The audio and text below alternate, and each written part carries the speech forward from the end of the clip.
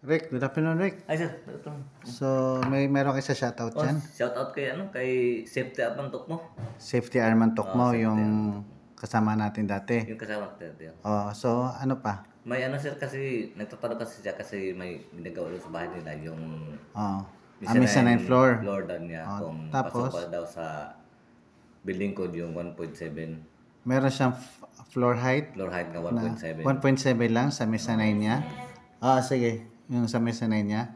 Sige, i-check natin sa building code. So, check natin sa National Building Code, PD 1096, sa Chapter 8, no? Check natin. 1.7 na kanya, no? No, 1.7 lang. Check natin, 1.7. Chapter. Ventilation skylight. Asa na yun? Ventilation. Yon, ito na ha. Check natin sa section 805, ceiling heights. Sa letter B, no? Sa B. Mezzanine floor shall have a clear ceiling height not less than 1.8 meters above and below it. So, 1.7 sa kanya. Di. Ang sabi sa National Building Code is not less than 1.8 meters.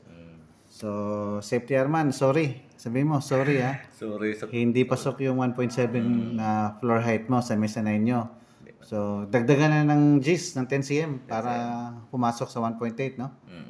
Okay, so yun lang ha. So, shoutout kay Safety Arman Tokmo ha. Okay. Sige, Rick. Sige, approve. Approve.